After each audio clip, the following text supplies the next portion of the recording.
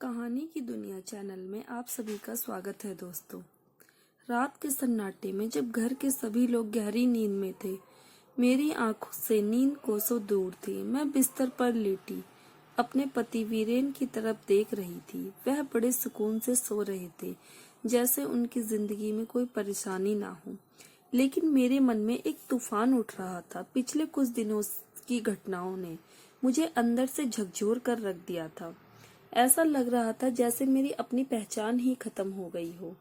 मेरी हर बात, हर फैसला किसी और के हिसाब से तय किया जाता था, और इस सब में सबसे बड़ा हाथ मेरे पति का था। मेरा नाम रिया वर्मा है। मैं इस घर की छोटी बहू हूँ। घर में मेरी सास सरला जी, मेरे पति वीरेन और हमारा एक बेटा है। बाहर से सब कुछ सामान्य दिखता है, लेकिन पिछले महीने जो हुआ उसने मेरी सोच को हमेशा बदल कर रख दिया। 1 महीने पहले मेरे पिता का अचानक निधन हो गया। मेरे मायके में अब सिर्फ मेरी माँ बची थी। मैं अपने माता पिता की इकलौती संतान हूँ। पिताजी के जाने के बाद माँ पूरी तरह अकेली हो गई थी। ऐसे में सबसे बड़ा सवाल था कि अब माँ कहाँ रहेंगी। मैं अपनी माँ को अकेला नहीं छोड़ना चाहती थी, लेकिन उन्हें ससुराल लाने का ख्याल भी मेरे लिए असंभव था। कारण साफ था। जब मेरे बेटे का जन्म हुआ था, जन्म के बाद माँ यहाँ आई थी, तो सास और मेरे पति ने उन्हें नौकरानी से ज्यादा कुछ नहीं समझा था। मेरी माँ सुबह से रात तक घर के कामों में लगी रहती थी, लेकिन कभी उनके आराम या मदद के बारे में किसी ने नहीं सोचा। पिताजी की मृत्यु के बाद से वीरेन का ध्यान सिर्फ एक चीज पर था, मायके की प्रॉपर्टी। वह बार बार मुझसे कहता, तुम्हारी माँ को अब प्रॉपर्टी मेरे नाम कर देनी चाहिए। मैं उनकी जिम्मेदारी उठाने को तैयार हूँ। वैसे भी वह अकेली हैं, उन्हें किसी सहारे की जरूरत तो है ही। मुझे वीरेन की बातों से नफरत होने लगी। जो इंसान हर महीने खर्च के नाम पर मुझे सवालों के कटघरे में खड़ा कर देता है, वह मेरी माँ की जिम्मेदारी कैसे उठा सकता है। उनके अपने परिवार में भी तो यही होता था। वीरेन की माँ ने कभी अपनी ससुराल की संपत्ति अपने नाम नहीं ली, फिर भी उनकी जिम्मेदारी खुशी खुशी निभाई जा रही थी। लेकिन मेरी माँ के लिए यह सौदेबाजी क्यों?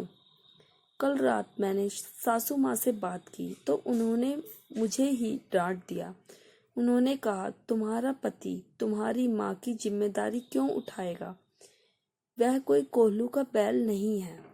मैंने तर्क दिया, जैसे आप हमारी जिम्मेदारी हैं, वैसे ही मेरी माँ भी तो हमारी जिम्मेदारी है। लेकिन सासू माँ ने मुझे चुप करा दिया। मैंने अपने बेटे को जन्म दिया है, पाला है, इसलिए वह मेरी सेवा कर रहा है।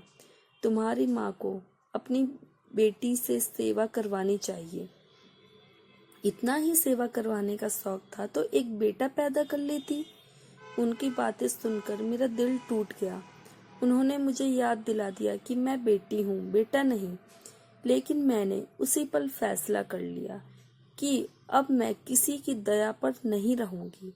अगली सुबह मैं जल्दी उठी और घर के सारे काम निपटाने लगी। मुझे व्यस्त देखकर सासू माँ ने पूछा, आज कहाँ जाने की तैयारी हो रही है? वीरेन ने भी पूछा, तुम इतनी जल्दी जल्दी काम क्यों निपटा रही हो? मैंने सीधा जवाब दिया, माँ के पास जा रही हूँ। सोच रही हूँ कि वहाँ की प्रॉपर्टी बेच दूँ। मेरी बात सुनते ही वीरेन के चेहरे पर चमक आ गई। लेकिन इससे पहले कि वह कुछ कह पाता, मैंने कहा, प्रॉपर्टी बेचकर यहाँ माँ के नाम एक छोटा सा मकान ले लूँगी। बाकी पैसे माँ के अकाउंट में डाल दूंगी ताकि उनके खर्चे आराम से चल सके। माँ पास रहेगी तो मैं भी उन्हें संभाल सकूंगी। वीरेन यह सुनकर गुस्से से लाल हो गया। तुम्हारी इतनी हिम्मत कि मेरे फैसले के ऊपर फैसला लो? मैंने शांत स्वर में कहा, मायके के फैसले का अधिकार मेरा है। मेरी माँ ने मुझे जन्म दिया है। अगर मैं उनके लिए नहीं सोचूंगी तो और कौन सोचेगा? सासू माँ ने भी बीच में टोकते हुए कहा, बहू, अपनी माँ के लिए तुम हमसे लड़ने को तैयार हो? मैंने उनकी ओर देखा, कहा, माँ जी, कल आपने ही मुझे रास्ता दिखाया था।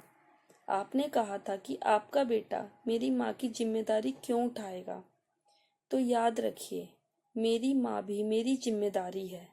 अगर आपने मुझे रोका तो आपकी जिम्मेदारी भी मैं नहीं उठाऊंगी। यह घर सिर्फ बीरेन के पैसे से नहीं, बल्कि मेरी मेहनत और प्यार से चलता है। इसे घर मैंने बनाया है। मेरी बात सुनकर दोनों चुप हो गए। शायद पहली बार मैंने अपनी बात इतनी स्पष्ट और मजबूत तरीके से रखी थी। मैं जानती थी कि वे नाराज होंगे, लेकिन मुझे अब इसकी परवाह नहीं थी। मैंने सारा काम जल्दी जल्दी खत्म करा और अपने फैसले को अमल में लाने के लिए माँ के पास चली गई। आज मैं महसूस कर रही थी कि मेरी आवाज़ दबाई नहीं जा सकती। अपने हक के लिए लड़ना कभी गलत नहीं होता, चाहे वह लड़ाई कितनी भी कठिन क्यों ना हो। आज की कहानी आपको कैसी लगी दोस्तों?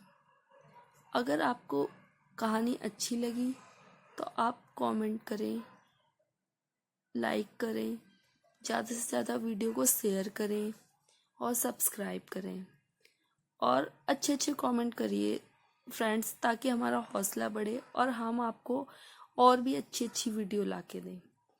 धन्यवाद।